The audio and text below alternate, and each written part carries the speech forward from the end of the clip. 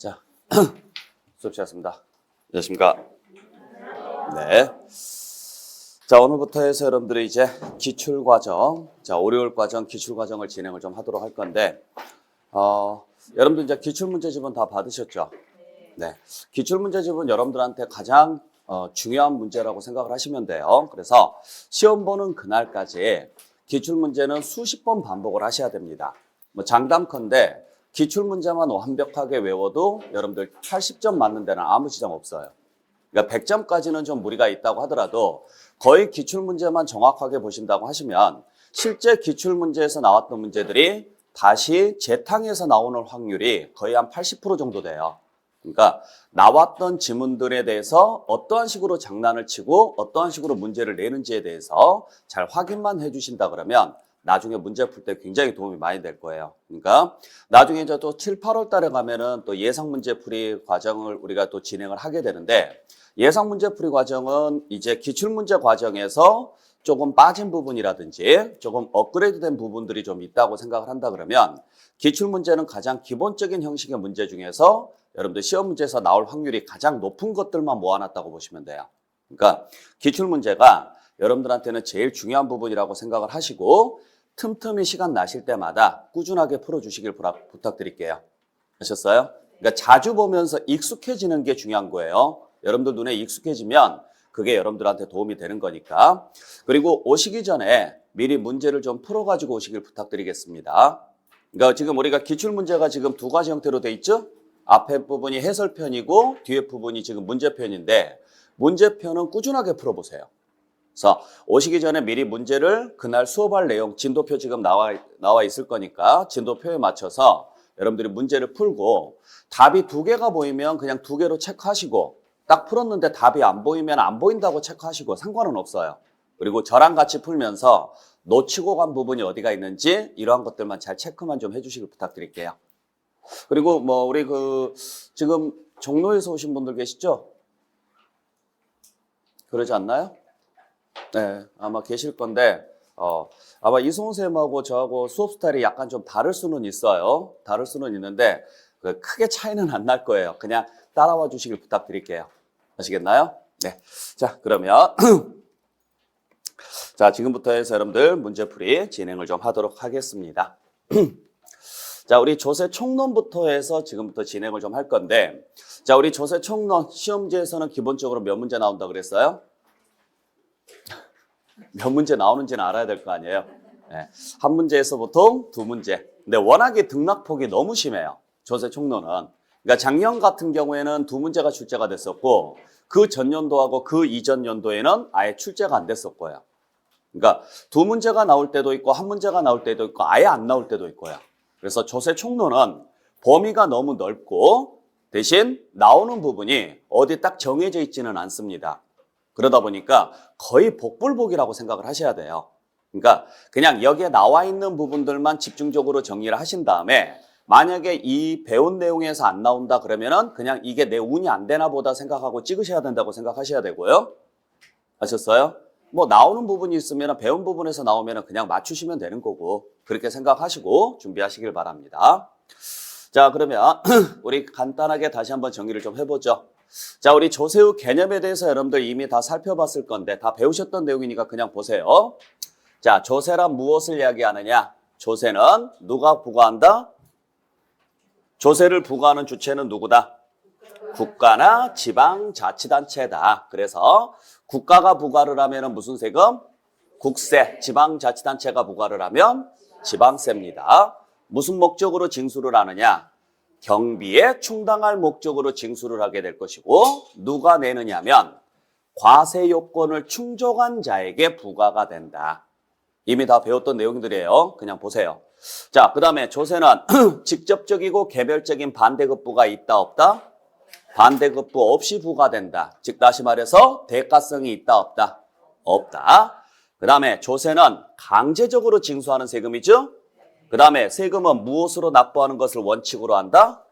금전으로 납부하는 것을 원칙으로 한다. 다만 아주 예외적으로 분할 납부라든지 물납이 가능하다.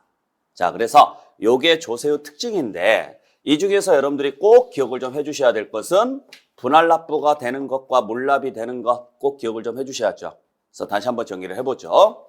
자, 우리가 배울 세금 총 5개가 있는데 취득세, 등록면허세, 재산세, 종부세, 소득세 통틀어서 물납이 가능한 세금은요? 그렇죠. 재산세 하나밖에 없어요. 그러니까 취득세나 등록면허세나 종합부동산세나 소득세에는 물납제도가 있다 없다? 없습니다. 어디에만 있다? 재산세만. 얼마 초과했을 때?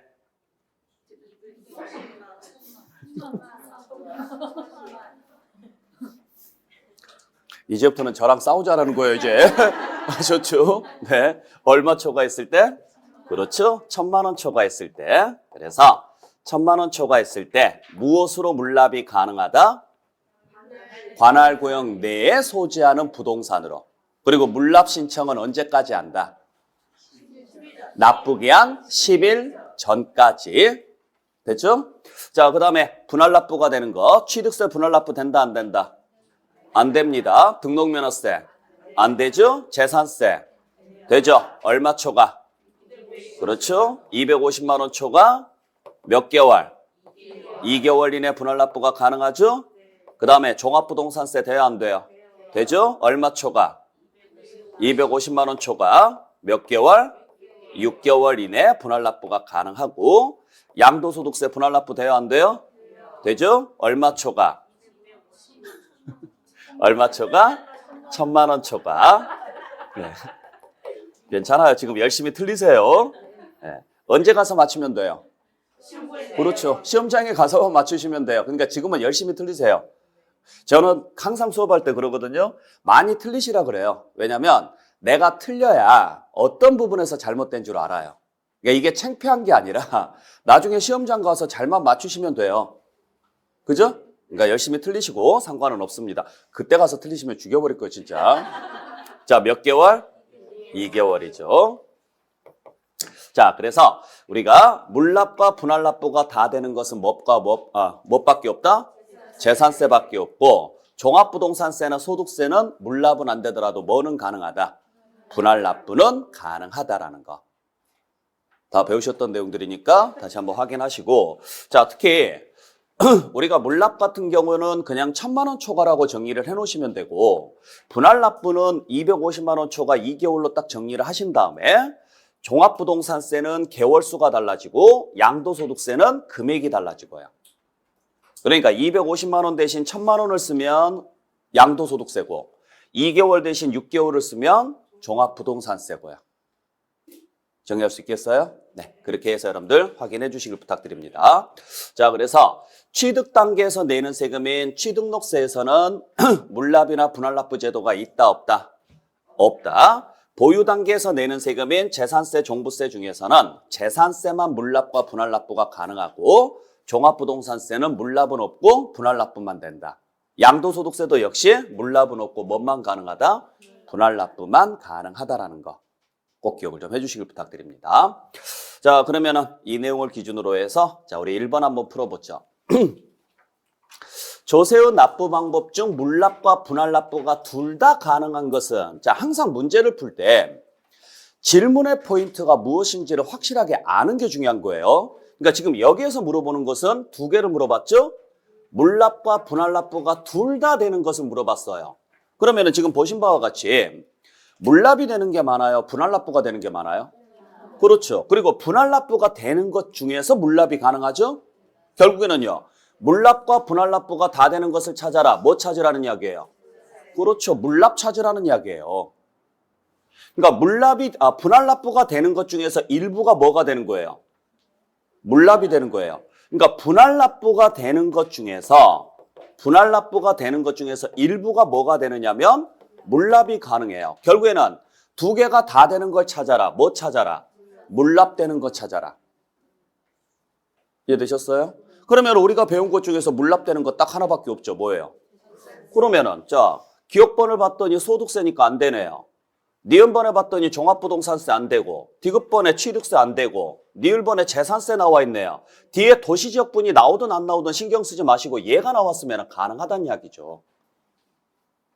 아셨죠? 참고로 우리가 물납이나 분할납부 1,000만 원 초과나 250만 원 초과 여부를 판단할 때 도시지역분 포함한다, 제외한다?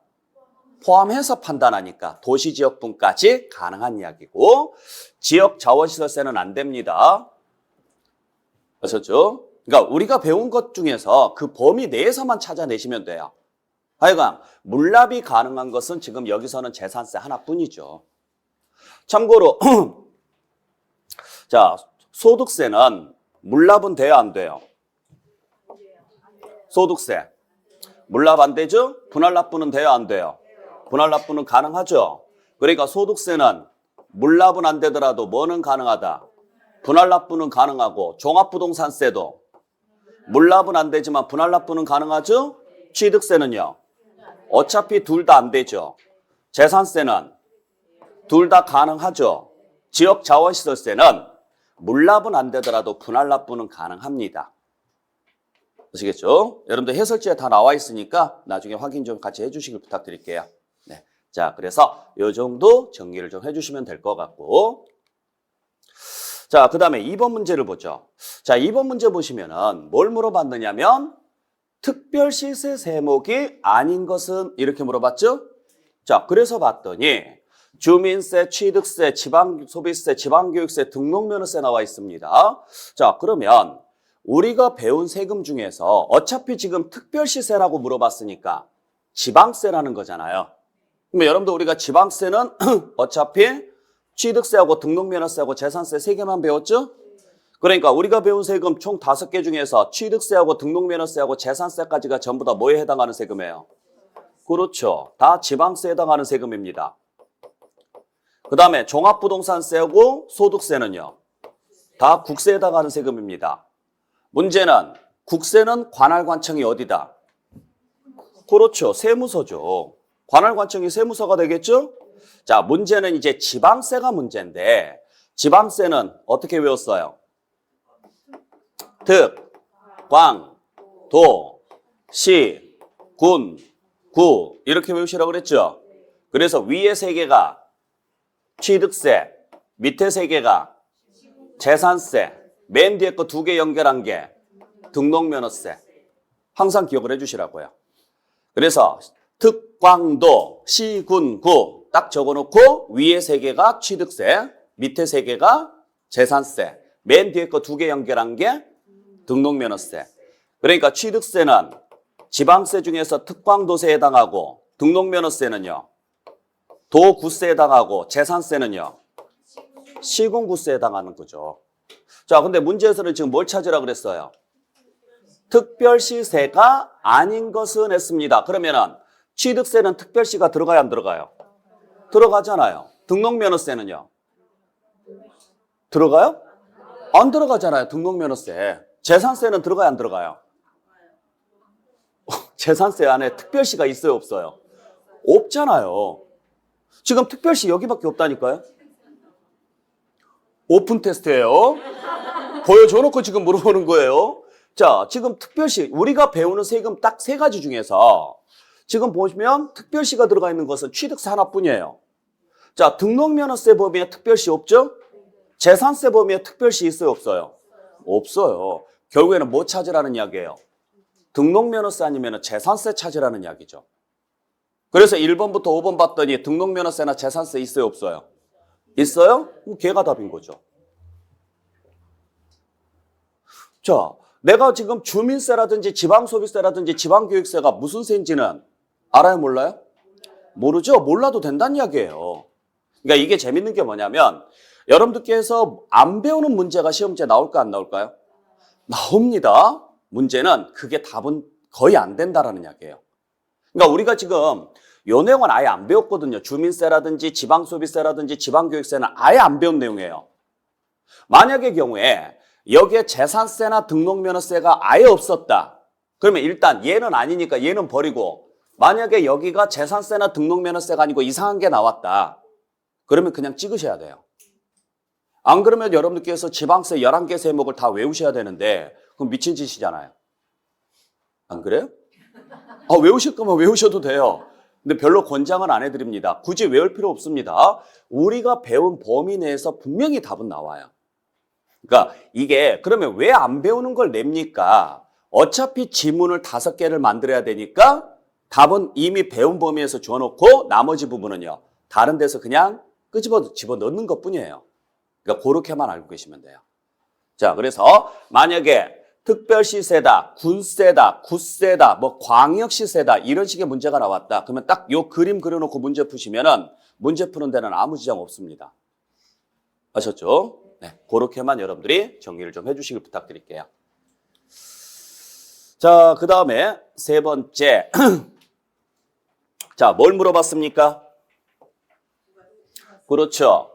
자, 부가세의 연결로 옳게 연결된 것은 이렇게 물어봤네요. 부가세 연결. 자, 그러면 우리 부가세 다 외우셨을 건데 어떻게 외웠어요? 농지, 지, 농. 순서별로. 그죠? 기억나시죠? 자, 그래서 취득 단계에서 내는 세금인 취득세나 등록면허세는요. 농지. 그 다음에 재산세나 종부세는요. 지, 농. 이렇게 가시라고요. 소득세는 없으니까. 그래서 항상 우리가 외울 때 농지, 지, 농. 아시겠어요? 네, 그렇게만 정리해 주시면 돼요. 자, 그러면 그리고 취득세 부과되는 농어촌 특별세만 몇 프로? 10%고 나머지는 전부 다 몇 프로예요? 20%가 되죠. 나머지는. 참고로 취득세는 농어촌 특별세에 뭐가 하나 더 추가되느냐? 지방교육세가 하나 더 추가돼요. 그죠? 왜냐면 취득세는 두 개의 세금이 혼합된 거잖아요. 취득세하고 등록세가 혼합됐는데 원래 취득세 부과되는 세금이 뭐였었느냐면 농어촌 특별세고 등록면허세 부과되는 세금이 지방교육세입니다. 그러니까 다시 한번 말씀드리지만은 그냥 이건 참고로 알고 계세요. 뭐 그닥 중요한 내용은 아닌데 나와 있으니까. 자, 취득을 했습니다. 등기까지 해야 된대요. 자, 취득을 했는데 등기할 필요가 없대요. 취득은 안 했는데 등기를 해야 된대요. 요 세 가지 항상 기억하시라고 그랬죠. 그래서 취득을 했으면 등기를 하든 안 하든 무조건 무슨 세금은 내십시오? 취득세는 내셔야 됩니다. 다만 취득 원인 없이 등기가 들어갈 때는 무슨 세금을 내십시오? 등록면허세를 내십시오. 이렇게 간단 말이에요. 그때 요 취득 쪽에 부과되는 세금이 농어촌 특별세 10%고 등기 쪽에 부과되는 세금이 지방교육세 20%예요. 그러면 취득세는 취득과 등기를 다 내는 것을 우리가 무슨 세율? 표준세율이라고 했고 취득만 내면 무슨 세율? 기준세율이라고 했죠. 기억나세요? 모른 척 하지 마세요. 자, 그랬을 때 표준세율을 적용한다라는 이야기는 취득과 등기를 다 낸다는 이야기예요. 결국에는요. 농어촌 특별세하고 지방교육세가 다 붙는다는 이야기죠. 하지만은 기준세율을 적용한다는 이야기는요. 취득 쪽만 낸다는 이야기예요. 그러니까 뭐만 붙는다는 이야기예요. 농어촌 특별세만 부과가 되고 지방교육세는 부과가 안 된다는 이야기죠. 반대로 등록면허세는 취득 쪽이 없으니까 농특세는 안 나오죠. 뭐만 부과가 돼요? 지방교육세만 부과가 되죠. 그래서 어차피 취득세는 취득이 기본이니까 농어촌 특별세는 무조건 따라 붙습니다. 거기에 등기까지 따라 붙으면 지방교육세도 붙고 등기가 안 붙으면 지방교육세는 안 붙고 등록면허세는 무조건 등기하기 위해서 내는 세금이니까 지방교육세가 따라 붙는 거죠. 그래서 우리가 순서별로 기억할 때 농, 지, 농 이런 식으로 여러분들 기억을 해주시라고요. 그래서 취득세는 농어촌 특별세하고 지방교육세가 동시에 붙습니다. 등록면허세는 지방교육세만 붙고 재산세도 지방교육세만 붙고 종합부동산세는 농어촌 특별세만 붙습니다. 그리고 취득세 부과되는 농어촌 특별세만 몇 프로고 10%고 나머지는 다 몇 프로입니다. 20%입니다. 라고 알고 계시면 되죠. 그래서 꼭 순서별로 좀 기억을 해주시길 부탁드릴게요. 농지, 지, 농. 그러니까 취득 단계가 농지니까 보유 단계는 지, 농으로 가시면 되고 취득 단계에서 부과되는 농어촌 특별세만 몇 프로고 10%고 나머지는 그냥 무조건 몇 프로고 20%입니다. 대신 혹시라도 감면세액이 나왔으면 감면세액은 그냥 고민하지 마시고 농어촌 특별세 20%예요. 감면세액은 따로. 뭐 여기는 아직까지 시험 문제 나온 적은 없으니까 신경 안 쓰셔도 돼요. 그냥 참고로 말씀드리는 거예요. 자, 그럼 보죠. 지금 주어진 세금이 재산세하고 소득세하고 종합부동산세, 재산세, 종합부동산세가 있습니다. 자, 그러면 재산세는 뭐가 부과가 돼야 돼요? 지방교육세. 답은 1번이겠네요. 그죠? 자, 반대로 소득세는 부가세가 있다 없다? 없습니다. 따로 종합부동산세는요. 농어촌 특별세, 농어촌 특별세가 따라와야죠. 그 다음에 재산세는 지방교육세가 따라와야 되고 종합부동산세는 역시 농어촌 특별세가 따라와야죠.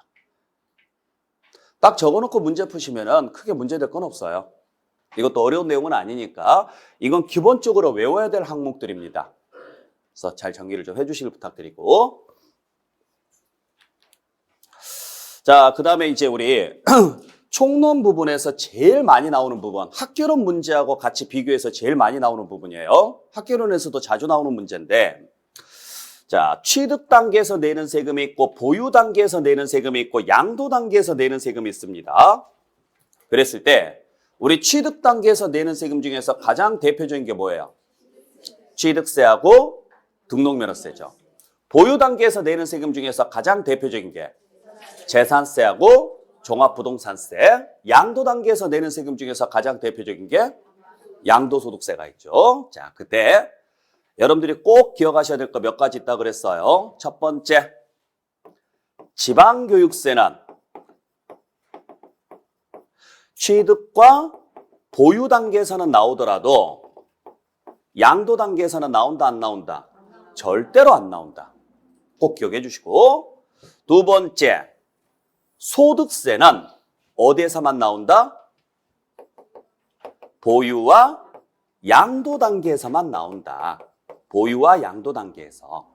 자, 그러니까 지방교육세가 아까 어디에 부과됐었어요? 등록면허세, 취득세나 등록면허세 부과됐죠? 그러니까 취득 단계에서 나올 수 있다 없다? 있다. 그 다음에 재산세도 부과되니까 보유 단계에서도 나올 수 있지만 양도 단계에서는 나온다 안 나온다? 안 나옵니다. 반대로 소득이라는 것은 돈을 버는 행위잖아요. 우리가 부동산을 취득하면서 돈을 벌 수 있어요 없어요? 뭘로? 우리 부동산을 취득할 때는 돈을 쓰는 거예요. 버는 게 아니라. 그러니까 취득 단계에서는 소득이 발생할 리가 없죠. 여러분들이 부동산을 취득하면서 소득세 낼 일은 없어요. 언제부터 나와요? 보유. 뭐 할 때? 임대. 그러니까 부동산을 임대를 하거나 양도를 했을 때 발생하는 게 소득세죠. 그러니까 소득세는 보유나 양도 단계에서는 나올 수 있어도 취득 단계에서는 나온다 안 나온다? 안 나오죠.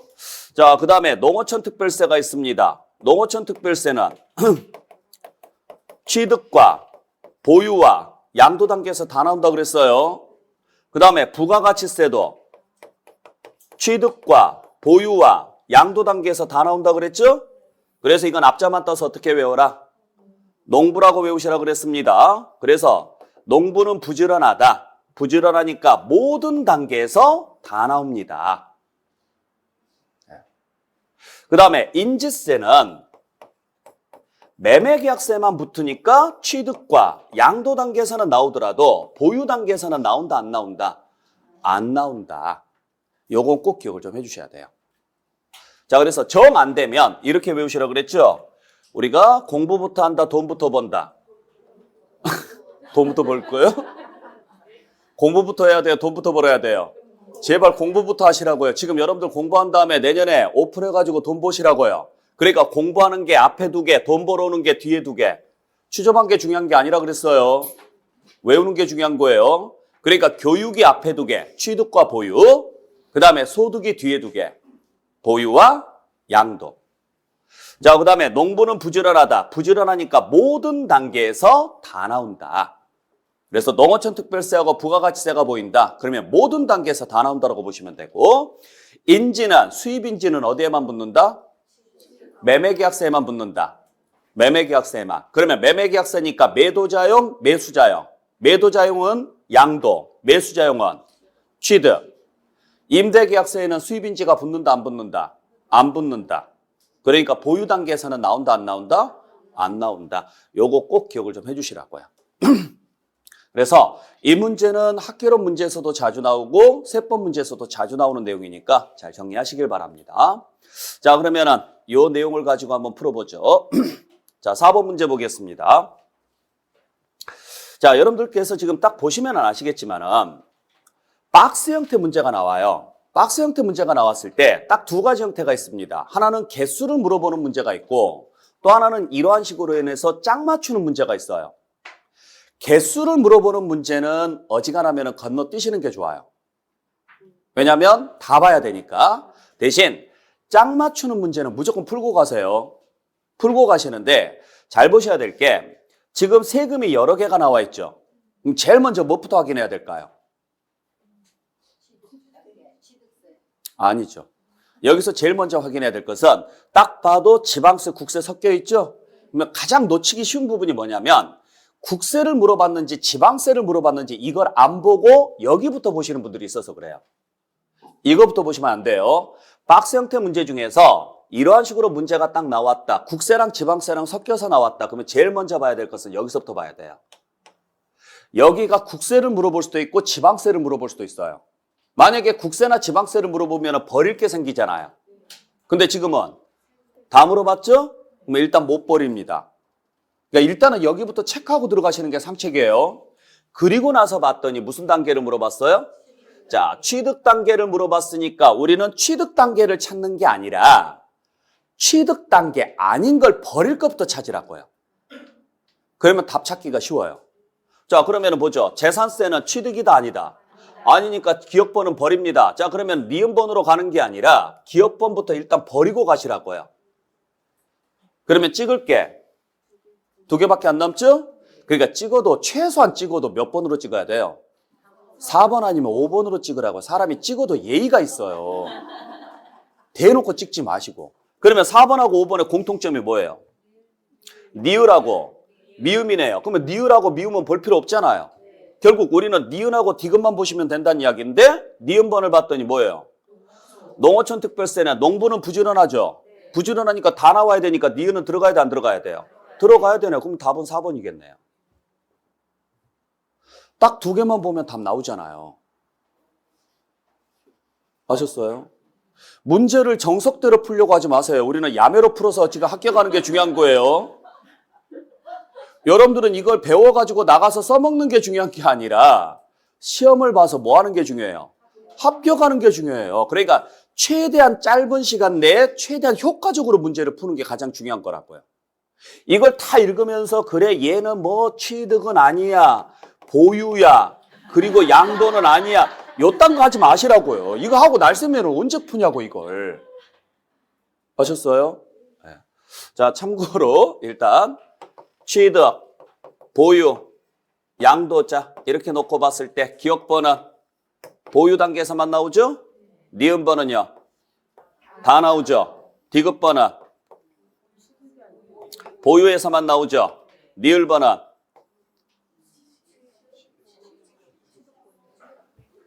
공부해라 그랬으니까 취득과 보유 단계에선 나오더라도 양도 단계에선 안 나오죠. 그 다음에 미음번은 취득과 양도 단계에서는 나오더라도요. 보유 단계에서는 안 나오죠. 근데 정리를 하자 그러면 이렇게 정리를 해볼 수는 있겠지만 문제 풀 때는 솔직히 기억번하고 딱 니은번만 알면 답 찾는 데는 아무 지장 없다고요. 그래서 원래 박스 형태 문제가 거의 보너스 형태 문제예요. 앞으로 가면서 계속 이런 식으로 문제를 풀어낼 거니까 푸는 방식을 잘 따라와 주시라고요. 아셨어요? 네. 자, 그 다음에 5번 문제를 보죠. 자, 이런 게 이제 제일 짜증나는 문제죠. 어찌됐든지 간에. 자, 어찌됐든지 간에 지금 보니까 국세랑 지방세랑 섞여 있습니다. 그러면 제일 먼저 확인할 것은 국세인지 지방세인지 다 찾으라는 건지 그거부터 확인하자. 그래서 봤더니요. 그렇죠. 세목을 물어봤으니까 일단 다 찾아야 되네요. 두 번째는 보유 단계입니다. 자, 그래서 봤더니 농어촌 특별세는 모든 단계에서 다 나오죠. 지방교육세는요. 취득과 보유 단계에서는 나오더라도 양도 단계에서는 안 나오죠. 그 다음 뭐예요?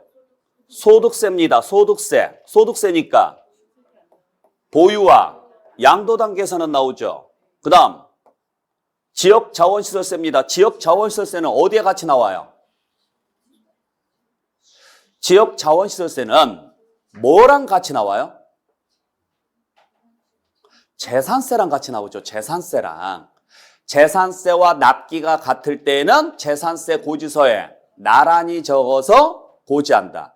그러니까 지역자원시설세 문제가 나왔다. 재산세처럼 푸세요. 그러면 무슨 단계? 그렇죠. 보유 단계네요. 자, 문제에서는 뭘 물어봤어요? 보유를 물어봤으니까 4개가 다 나와야 되겠네요.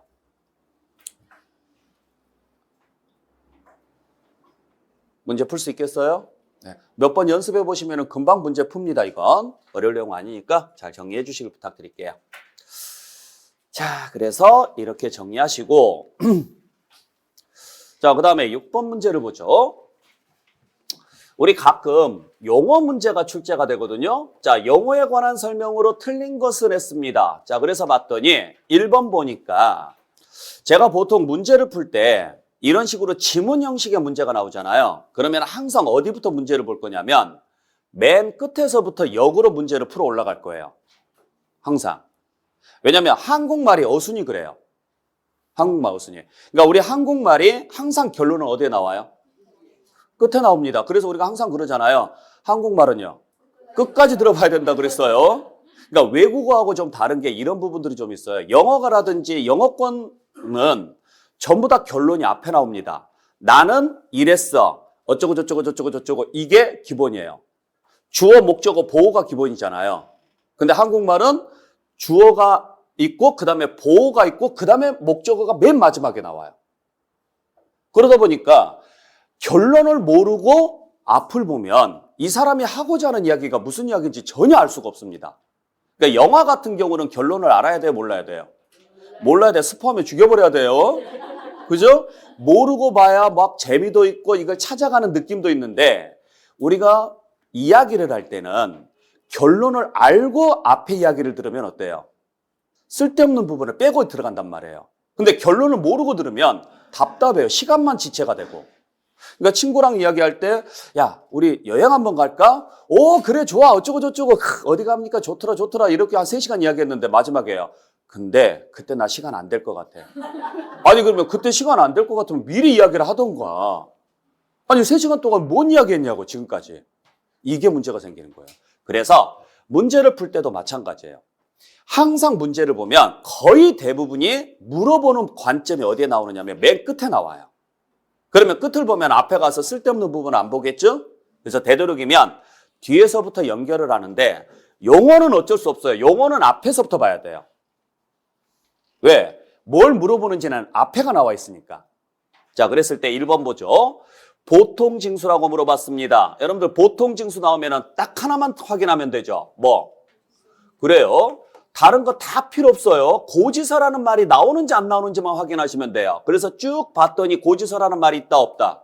없죠? 그러면 얘는 무조건 틀린 거예요. 그러니까 보통징수라는 말은 고지서 보내서 징수하는 것을 보통징수라고 하는 거예요.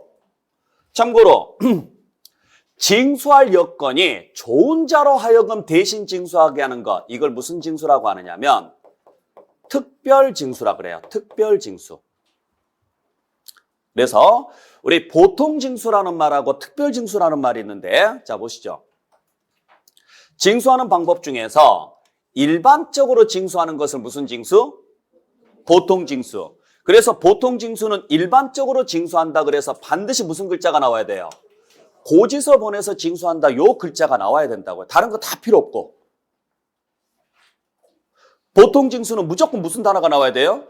고지서입니다. 반대로 특별히 징수하는 제도가 있다. 이걸 무슨 징수라고 하느냐면 특별징수라고 하는데, 징수할 여건이 좋은 자로 하여금 대신 징수하게 하는 것을 말합니다. 이걸 국세에서는 뭐라고 이야기하느냐? 원천징수라 그래요. 원천징수. 들어보셨어요? 네. 자, 그래서 보시죠. 우리가 근로자가 있고 회사가 있습니다. 그러면 근로자가 회사에게 근로를 제공을 합니다. 그러면 회사는 근로자에게 뭘 줄까요? 급여를 주겠죠. 그러면 이 급여 소득에 대한 소득세 납세의무자는 누구예요? 급여소득에 대한 소득세 납세 의무자는? 그렇죠. 그러면은 이 사람이 납세 의무자가 되는 거죠? 그래서 이 사람을 뭐라고 이야기하느냐면 납세 의무자라고 이야기를 합니다. 당연히 자기 돈으로 세금을 내는 사람이에요. 이해되셨어요? 문제는 급여를 근로자에게 줬더니 소득세를 내야 되는데 소득세 언제 내요? 이번 달에 내죠? 5월 달에. 그것도 언제 거? 전년도 거. 그러면 전년도에 급여 받은 사람들이 올해 지금 세금을 내야 되는데 급여 받아서 뭐 했을까요? 어디에?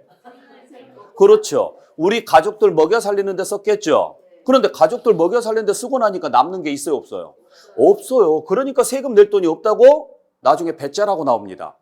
그렇다고 국가에서 강제로 걷자니 좀 짜네요.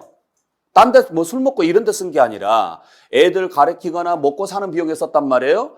그러다 보니까 이 사람들한테 세금 걷는 게 좀 미안한 감이 있죠. 그래서 그 전에 이 사람들이 세금을 안 낼 것 같으니까 누구를 협박하는 거예요? 그렇죠. 네가 돈을 들고 있잖아. 그러니까 돈 주기 전에 그 돈에서 일부를 네가 대신 걷어서 징수해. 이걸 뭐라고 하느냐면 징수 의무자라 그래요. 이걸 특별징수라 그래요. 특별징수. 그러니까 특별징수라는 것은 징수할 여건이 좋은 자로 하여금 그 사람의 돈에서 대신 걷어서 징수하게 하는 것을 무슨 징수? 특별징수. 이해되셨어요? 잘 기억하시길 바랍니다. 그리고 지금 두 번째, 이것도 지금 같이 보시는 게 좋은데 우리 납세자를 설명할 때하고 납세 의무자를 설명할 때가 있어요. 그때 납세자하고 납세 의무자하고 차이점은 딱 하나 있어요. 납세자는 누구를 이야기하느냐면 납세 의무자와 징수 의무자를 합쳐서 납세 의무자라 그래요. 반대로 납세 의무자는 누구를 제외하느냐? 징수할 의무자를 제외하면 납세 의무자입니다. 자, 여기 보세요. 이 그림에서 그대로 보시면 되는데 자기 돈으로 세금을 내는 사람을 누구? 납세 의무자. 다른 사람 세금을 대신 걷어서 내는 것을 누구? 징수 의무자. 그러니까 징수라는 말이 무슨 말이에요? 걷는다라는 이야기거든요. 걷어서 대신 냅니다. 이걸 무슨 의무자? 징수 의무자. 그러면 이 사람도 세금 내야 돼, 안 내야 돼요? 내야 되잖아요. 이 사람도 세금 내야 돼, 안 내야 돼요? 내야 되죠. 그래서 이 사람들이 세금을 내야 되는 사람이다. 그래서 납세자. 그래서 딱 하나만 확인하시면 돼요. 납세자를 물어보는 문제와 납세 의무자를 물어보는 문제를 판단할 때는 이 단어가 보이는지 안 보이는지. 얘까지 포함하면 누가 되는 거고? 납세자가 되는 거고, 얘를 제외하면 납세 의무자가 되는 거고. 복권 당첨 금액에 대한 소득세 납세 의무자는 누구예요? 당첨자죠. 그죠? 징수 의무자는 은행이죠. 그러니까 복권 당첨 금액에 대해서 당첨금을 수령하기 전에 은행에서 먼저 뭐 합니까? 세금을 떼고 주죠. 그러니까 은행은 징수 의무자가 되죠. 이렇게 세금 떼고 주는 행위를 뭐라고 한다? 특별징수라고 하고, 특별징수를 하는 사람을 누구라고 한다? 징수 의무자라고 한다고요. 징수 의무자. 이 사람을 우리는 징수 의무자, 이 사람까지 포함하면 뭐가 되는 거고? 납세자. 이 사람을 제외하면 납세 의무자입니다. 자, 요 두 가지만 잘 정리를 해주시면 돼요. 그래서 지금 보시면은, 자, 우리 다시 한번 정리합니다. 보통 징수가 나왔다. 즉, 일반적으로 징수하는 방법을 물어봤다. 그러면 반드시 무슨 글자 나와야 된다? 고지서. 특별 징수가 나왔다. 그러면 대신 징수하게 하는 것을 말한다. 징수할 요건이 좋은 자로 하여금 대신 징수하게 한다. 자, 그러면 딱 한 단어. 이 단어가 보이는지 안 보이는지만 확인하시면 돼요. 그 다음에 납세자와 납세 의무자를 물어볼 때는 징수자가 들어가는지 안 들어가는지. 이해되셨어요? 자, 그럼 보죠. 자, 여기서 지금 네 번째 지문을 보세요. 네 번째 지문을 보시면 뭘 물어봤어요? 납세자를 물어봤습니다. 그러면 징수 의무자가 들어가야 돼요, 안 들어가야 돼요? 들어가야죠. 그래서 봤더니 납세 의무자는 당연히 나와야 되고 거기에 누구까지? 징수 의무자까지를 말한다? 맞죠? 납세자를 물어봤으니까. 아셨어요? 네. 만약에 징수 의무자를 제외한다 그랬으면 틀렸을 거예요. 이 문장이. 네. 그렇게 여러분들 정리를 해주시면 되고. 자, 나머지 부동산이란 토지 건축물을 말한다. 뭐 이건 당연한 거고. 3번은 뭐예요? 공무원이란 공무원을 말한다. 뭐 당연한 이야기죠. 아니 공무원이 지금 뭐예요? 맞잖아요. 뭘 읽고 있어요? 공무원이죠. 그 다음에 5번 기억하셔야 되죠? 자, 징수금이란 무엇을 이야기하느냐? 지방세와 가산금과 체납처분비를 이야기한다. 기억나세요? 그때 징수금 순서가 어떻게 된다 그랬어요? 그렇죠. 체납처분비, 그 다음 지방세, 그 다음 가산금 순서라 그랬죠. 이 순서까지 같이 기억을 하셔야죠.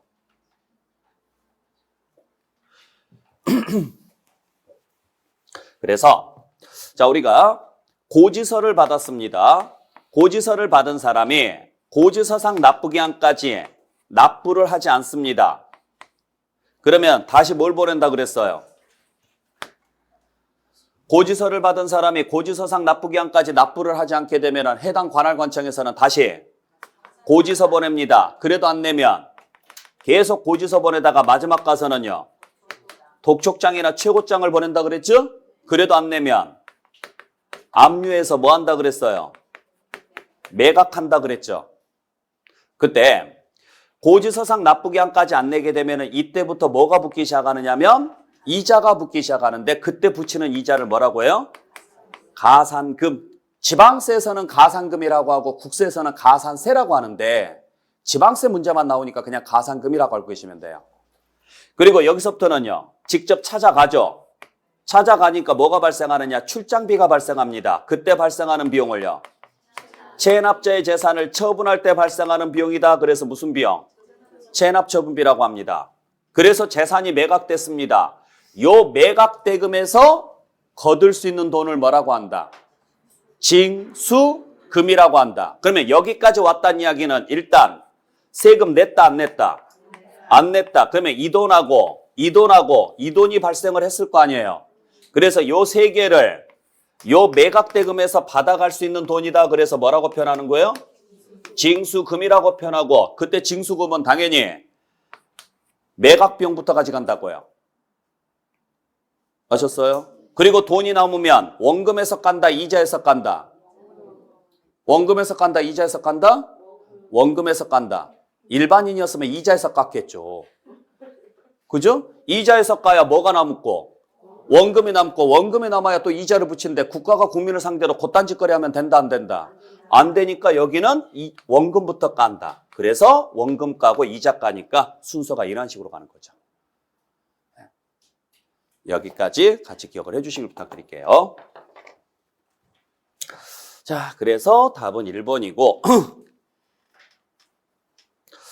자, 그 다음에 7번 문제는 솔직히 말해서 이건 아예 틀리라고 내놓은 문제였어요. 여러분들이 뭐 배운 적이 또 없는 내용이고 2차 납세용자에 대한 문제인데 2차 납세무를 부담하지 않는 자는 이렇게 딱 문제가 나왔습니다. 근데 여러분들 제가 수업 시간에 2차 납세무 설명드린 적 있어요? 진짜로? 자, 잘 생각하셔야 돼요. 수업을 안 한 것과 수업을 했는데 기억을 못하는 것은 차이가 많아요. 수업을 했을까요? 안 했을까요? 안 했어요. 네. 여러분들이 배우시는 범위 내에서 2차 납세무자는 없습니다. 2차 납세무자하고 비슷한 건 딱 하나 배웠어요. 물적 납세무자. 어디에서? 민법이요? 저 우리 세법인데? 세법에서 물적 납세무자. 재산세. 재산세에서 신탁재산은 누가 납세무자? 신탁재산에 대한 재산세는 누가 납세무자다? 위탁자. 단 위탁자가 체납을 했고 위탁자의 재산을 처분했음에도 불구하고 부족액이 발생했다면 수탁자가 그 신탁재산으로 납세의무를 진다. 그때 물적 납세의무라고 그랬죠. 그 물적 납세의무하고 2차 납세의무하고 비슷해요. 비슷한데 물적 납세의무는 물건으로 내는 거고 2차 납세의무는 금전으로 내는 거예요. 근데 제가 이건 설명을 안 드렸는데 문제를 딱 봤더니 뭐가 나오느냐면은 지금 무한책임사원이 하나 나와 있고 눈에 띄는 단어가 하나 딱 보이네요. 누구? 과점주주가 딱 나왔습니다. 그러면은 대충 눈치채야죠. 그랬을 때 우리 과점주주는 누구를 이야기한다 그랬어요? 과점주주는 50%를 과니까 뭐한 자? 초과한 자. 아셨어요? 그런데 봤더니 100분의 50이래요. 100분의 50이면 과점주주도 아니다. 아니네요. 그러면 답은 3번이겠죠. 대충 이딴 식으로 찍는 거예요. 자, 그래서 요건 그냥 간단하게 한번 말씀드릴 테니까 그냥 참고로 들으세요. 괜히 머리 아플 내용인데 그냥 참고로 들으세요. 자, 우리가 법인이 있고 주주가 있습니다. 주주 1인과 그와 특수관계에 있는 사람들이 있어요. 그때 법인으로부터 주주 1인과 그와 특수관계에 있는 사람들이 주식이나 지분을 사가지고 옵니다. 그래서 이 사람들이 지분율이 몇 프로를 초과하게 되면 50%를 초과하게 되면 과가 됐으니까 누구라고 한다? 과점주주라고 하고, 자, 이 순간부터는요, 주식을 취득한 걸로 보는 게 아니라 법인의 재산을 요 주주들이 취득한 걸로 뭐 한다 그랬어요? 간주한다 그랬죠. 그래서 간주 취득에서 과점주주에 대한 간주 취득이 있었잖아요. 기억나세요? 네. 과점주주에 대한 간주 취득이 있는데 만약에 지분율이 50%를 초과했어요. 과점주주가 됐다면 법인의 재산을 지분율만큼 취득한 것으로 간주하고 이 사람들이 취득세를 내야 돼요. 단 설립 시점은 제외하고. 기억나시죠? 그때 요 과점주주가 여러 명이면 누가 납세물을 진다? 과점주주가 한 명이 아니라 여러 명일 수도 있잖아요. 그죠? 연대에서 책임을 져요. 연대에서. 그래서 과점주주끼리는 무슨 납세무가 있는 거예요? 연대 납세무가 있는데 문제는 뭐냐면 이 상태부터는 지금 법인하고 주주는 무슨 관계가 형성이 되느냐면 주종관계가 형성이 되거든요. 그러면 법인은 무슨 세금을 내야 될까요? 법인세를 내야 됩니다. 법인은 별도로 법인세를 여기서부터는 그냥 참고로 들으세요. 법인세를 내야 되는데 이걸 체납을 해요. 체납을. 그러면 왜 이 법인이 법인세가 나왔다는 이야기는 뭐가 발생했다는 이야기예요? 이익이 발생했다는 이야기예요. 법인세하고 소득세는 같은 말이라 그랬죠. 법인소득세를 줄여서 법인세, 개인소득세를 줄여서 소득세라고 합니다. 그러면 법인세가 나온다는 이야기는 법인이 이익이 생겼다는 이야기예요. 근데 왜 체납이 됐을까요? 이익이 남았는데? 이익이 남았으니까 지금 세금 내라는 거 아니에요. 근데 왜 체납이 됐을까? 그렇죠. 얘들이 다 가져간 걸로 봐요. 그러니까 원래 세금 내기 전에 원래 세금 내고 나서 배당을 해야 되는데 배당부터 한 걸로 봐요. 그러니까 얘가 원래 돈이 있는데 니들이 체납을 해? 결국 니들이 다 가져간 거 아니냐? 그때는 요 법인의 재산을 다 처분을 해요. 이 처분한 돈으로 법인세를 충당을 합니다. 그리고도 부족액이 발생하면 이 사람들한테 책임지라고 하는 거예요. 이걸 2차 납세무자라 그래요. 아셨어요? 그래서 법인에 대해서 출자자가 2차 납세물을 지는 경우가 있더라. 그때 2차 납세물을 지는 사람은 누구냐면 무한책임사원이라든지 아니면 과점주주가 2차 납세물을 집니다. 그러니까 2차 납세물을 지는 사람은 딱 두 사람이에요. 무한으로 책임을 지는 사람하고 그 다음에요. 50%를 초과하는 사람하고 50%를 초과하는 사람을 누구라 그래요?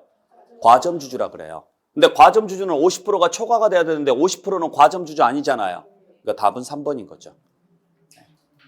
참고로 보세요. 네, 이 정도쯤만 여러분들께서 정리를 해주시면 될 것 같습니다.